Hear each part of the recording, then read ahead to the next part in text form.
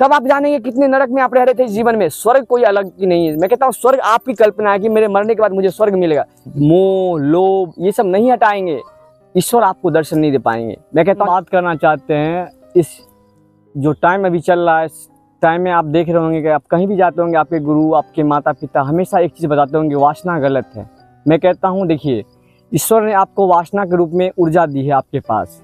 आप वासना आपके लिए एक चाबी का काम करता है इस जीवन में। किसी संत या किसी के कहने से आप अपना वासना को कम मत कर लीजिएगा। कहिए क्यों?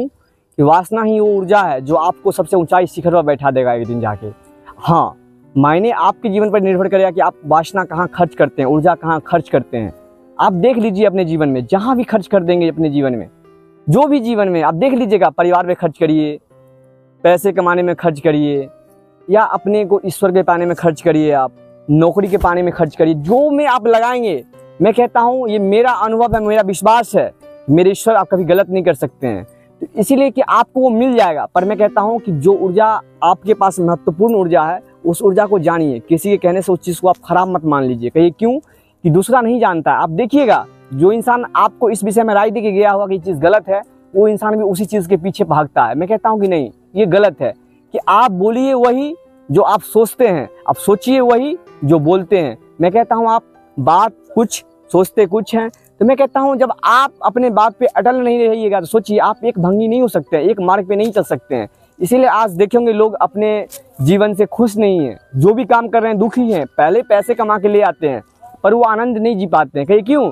बस उनके अंदर वही चीज़ की अशांति होती है ना अंदर से, कि मैंने कुछ तो गलत किया है। मैं कहता हूँ भाई साहब, आप नहीं कमाइए पर एक रिक्शे वाले से सीखिए कि वो बिंदास सोता है। इसलिए सोता है ना कि उसे ये फर्क नहीं पड़ता कि मेरे पास लूटने के लिए कुछ तो है ही नहीं, कोई आए ले जाए, क्या ले जाएगा, मेरा रिक्शा ले जाएगा। तो मैं कहता हूँ दोस्त, आप जैसे भी हैं, जहाँ पर भी हैं, आप अपनी स्थिति को समझिए और खुश रहना सीखिए। तब मैं कहता हूँ आप जानेंगे कि जीवन का कितना बड़ा पहलू आप छुपा के रखे हुए थे इस जीवन में, कि आप आनंद को कभी देखे ही नहीं थे। मैं कहता हूँ अभी आप एक कहानी आप सुने होंगे, इसे बोला गया है कि एक मछली व्यापारी से आप बात करिएगा, जो मछली का व्यापारी होता है, उसके सामने जाकर फूल रख दीजिएगा, वो कहेगा भैया फूल हटा दीजिए। कहावत है मुझे मछली ही अच्छा लगता है सूंघने में। तो मैं कहता हूँ जो लोग नीचे रह रहे हैं, जब आप ऊपर की बात करेंगे तो उसे बुरा लगेगा। कहिए क्यों?